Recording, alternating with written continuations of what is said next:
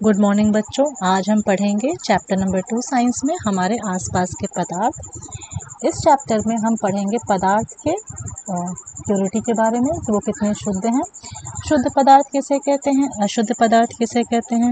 एक जो जनरल भाषा होती है जिसमें एक आम आदमी बात करता है, उस हिसाब से शुद्ध पदार्थ मतलब वो पदार्थ होते हैं जिसमें कोई भी मिलावट नहीं होती। ठीक है, जैसा कि आप सब यहाँ देख सकते हैं, शुद्ध पदार्थ किसे कहते हैं जिसमें कोई भी मिलावट नहीं होती। लेकिन ये एक आम आदमी की भाषा है।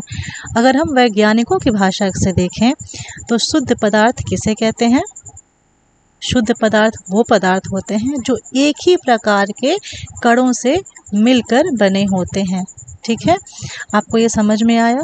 अब इस चीज़ को समझने के लिए कि शुद्ध पदार्थ एक तरह के कणों से मिलकर कैसे बने होते हैं, इस चीज़ को समझने के लिए अब हम इसको कुछ पिक्चर्स से समझेंगे। ओके, देखिए, जस्ट एक मिनट होल्ड करिएगा।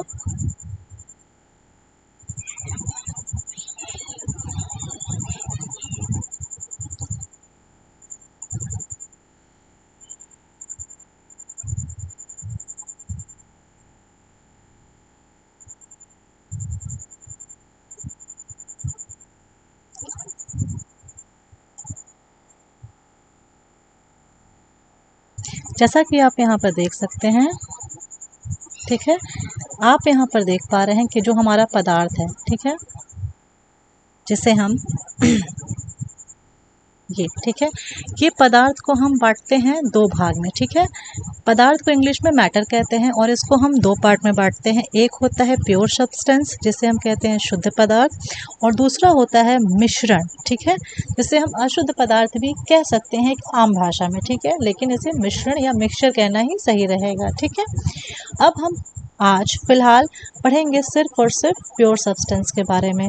ओके, तो प्योर सब्सटेंस यानी कि शुद्ध पदार्थ को हम दो पार्ट में फिर से डिवाइड करते हैं। एक होता है एलिमेंट और दूसरा होता है कंपाउंड। ठीक है, तो इस तरह से बच्चों हम यहाँ पर ये देख रहे हैं कि जो हमारा मैटर है यानी कि जो हमारा पदार्थ है वो दो पार्ट में डिवाइड हुआ है, शुद्ध पदार्थ और मिश्रण। ठीक है, शुद्ध पदार्थ वो पदार्थ होते हैं जो एक ही प्रकार के कणों से मिलके बने होते हैं, और शुद्ध पदार्थ को हम फिर से दो पार्ट में डिवाइड करते हैं। एक होता है एलिमेंट और दूसरा होता है कंपाउंड।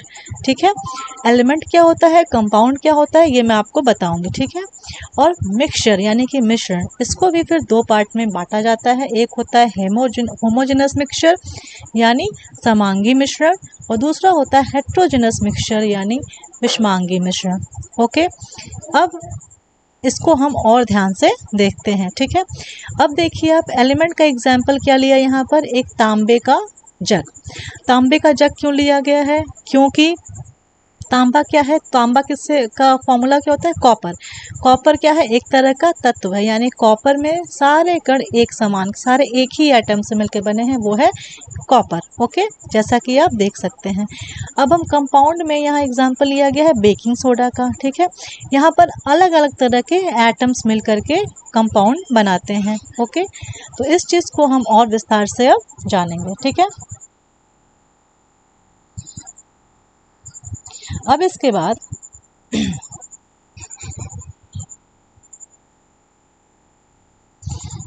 हम और देखते हैं यहाँ पर प्योर सब्सटेंसेस के बारे में। ठीक है, अब प्योर सब्सटेंस क्या होते हैं बच्चों, प्योर सब्सटेंस मतलब शुद्ध पदार्थ। ठीक है, तो शुद्ध पदार्थ क्या होता है, शुद्ध पदार्थ वो पदार्थ होते हैं जो समांगी होते हैं। होमोजेनस मतलब समांगी, समांगी मतलब जो पूरे ही अपने फेज में एक समान रहते हैं। ठीक है, और उनका जो केमिकल कंपोजिशन है, जो उनका रासायनिक उनका जो बना हो, जिससे बने होते हैं, वो बदल नहीं सकता है। ठीक है, हाँ, ये एक से दूसरे फेज में एग्जिस्ट करते हैं। फेज मतलब इनका हो सकता है कि एक, जैसे आप पानी को लीजिए। ठीक है, पानी जो है वो बर्फ और भाप और जल, ये तीनों ही अवस्थाओं में एग्जिस्ट करता है। यानी यहाँ पे 3 अलग अलग फेज हो गए, सॉलिड फेज, लिक्विड फेज और गैस फेज।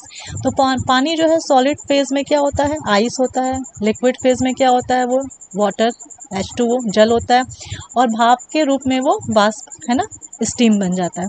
तो यहाँ पर कहने का मतलब ये है कि जो शुद्ध पदार्थ होते हैं वो होमोजेनस होते हैं, एक समान रहेंगे, और उनका जो केमिकल कंपोजिशन है वो बदल नहीं सकता है। और तीसरी चीज़ जो होती है कि वो एक से ज़्यादा फेज में एग्जिस्ट कर सकते हैं। ठीक है, तो सबसे पहले हम एग्जाम्पल लेते हैं वाटर का, यहाँ पे पानी। ठीक है, पानी आपको पता है पानी का फॉर्मूला क्या होता है, H2O। ठीक है, H2O। हमेशा और हमेशा आप दुनिया में चाहे जहाँ जाएं, ठीक है, ब्रह्मांड के बाहर भी चले जाएंगे अगर, तो पानी का फॉर्मूला क्या रहेगा, केमिकल फॉर्मूला H2O ही रहेगा। कभी भी आप पानी का फॉर्मूला जो है वो H3O, है ना, कभी नहीं देख सकते, बिल्कुल नहीं। या H5O कभी देख सकते हैं, कभी नहीं देख सकते हैं। इसका मतलब ये हुआ कि जो वाटर है उसका जो केमिकल फॉर्मूला है वो हर जगह क्या रहेगा, H2O रहेगा।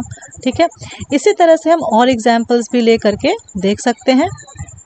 इन एग्जाम्पल्स में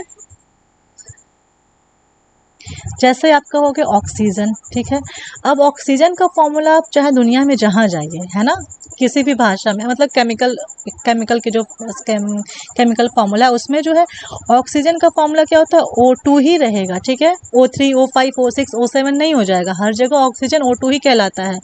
वैसे ही कार्बन डाइऑक्साइड, इसका फॉर्मूला हमेशा और हमेशा CO2 ही रहेगा। नाइट्रोजन का फॉर्मूला हमेशा और हमेशा N2 रहेगा।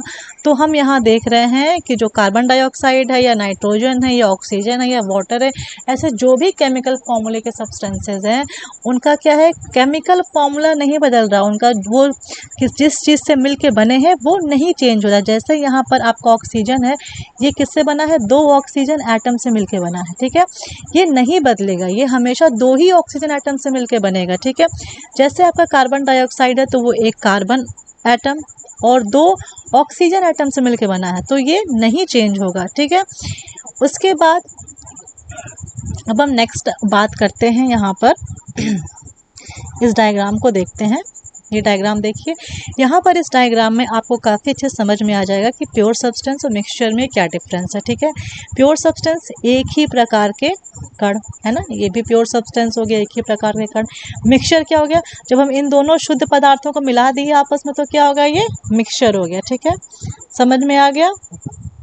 अब हम एक और देखते हैं यहाँ पर एग्जाम्पल।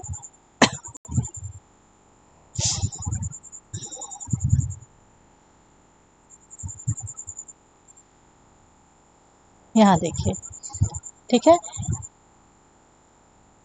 यहाँ पर देखिए जो समांगी होते हैं, ठीक है, सॉरी,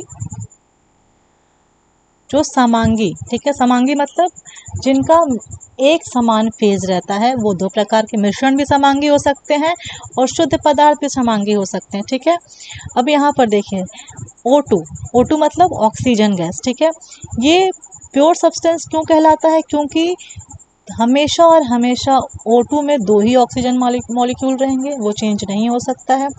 लेकिन अगर हम मिक्सचर की बात करते हैं तो मिक्सचर में हम यहाँ देखते हैं कि मिक्सचर में कई सारी गैसेस भर दी गई हैं, H2O भर दिया गया है, N2 भर दिया गया है, और हम अपने मन से और भी गैस भर सकते हैं, O2 भर सकते हैं, CO2 भर सकते हैं, हम जो चाहे वो गैस भर सकते हैं। तो हम देख रहे हैं कि इस सिलेंडर में, इस डिब्बे में कई सारी गैसेस भरी गई हैं, H2O भर दिया गया, N2 भर दिया गया, CO2 भर दिया गया, O2 भर दिया, मतलब इस सिलेंडर में बहुत सारी गैसों का मिश्रण हो गया है। ठीक है, और यहाँ पर प्योर सब्सटेंस में हम देख रहे हैं कि इस सिलेंडर में सिर्फ और सिर्फ ऑक्सीजन गैस भरी हुई है। तो यहाँ पर सिर्फ एक प्रकार की गैस है, एक प्रकार के मॉलिक्यूल्स हैं, खाली सारे के सारे पूरे सिलेंडर में ऑक्सीजन के मॉलिक्यूल्स भरे पड़े हैं। यहाँ पर क्या है, इस वाले में यहाँ पर अलग अलग प्रकार की गैसें हैं, उनके अलग अलग प्रकार के मॉलिक्यूल हैं, कुछ हाइड्रोजन के मॉलिक्यूल्स हैं, कुछ ऑक्सीजन के हैं, कुछ नाइट्रोजन के हैं। तो इस तरह से हम कह सकते हैं कि यहाँ पर कंपोजिशन प्योर सब्सटेंस में फिक्स है और मिक्सचर में फिक्स नहीं है। ठीक है, आप सभी लोगों को उम्मीद है कि समझ में आ गया होगा। ठीक है, इसके बाद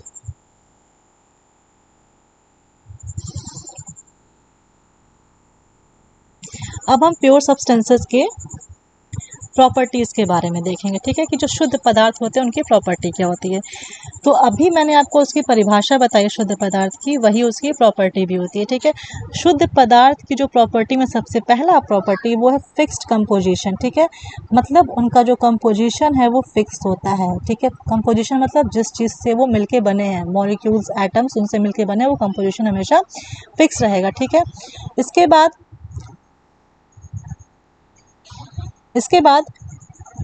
इन सभी प्योर सब्सटेंसेस को हम सिंपली जो है फिजिकल चेंजेस, मतलब भौतिक रूप से भौतिक परिवर्तन करके अलग नहीं कर सकते हैं। जैसे अगर हमने चावल लिया, चावल में बहुत सारे गंदगी होती है, तो उसको हम क्या करते हैं, अपने हाथों से अलग कर लेते हैं चुन चुन करके, ठीक है। तो ये क्या हो गया, भौतिक फिजिकली हम उसको अलग कर रहे हैं।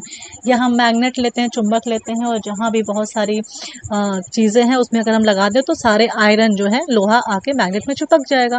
तो इस तरह से हम लोहे को अलग कर लिए बाकी सब मेटल से, उस चीज़ों से।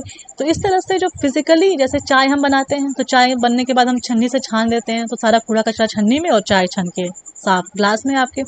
तो ये तरीके क्या हैं, ये तरीके हैं फिजिकली, जो हम अपने हाथों से या किसी भी चीज़ की हेल्प से कर सकते हैं आराम से। लेकिन क्या हम H2O, जैसे पानी जो है, ठीक है, तो क्या हम पानी को हम अपने हाथों से या ऐसे सिंपली गर्म करके उबाल के H और O दोनों में तोड़ सकते हैं? नहीं। हमारा जो H2O है वो H और O, हाइड्रोजन और ऑक्सीजन से मिलके बना है।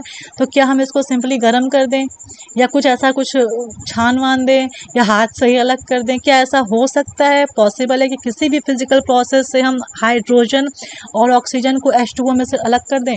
नहीं, ये पॉसिबल नहीं है।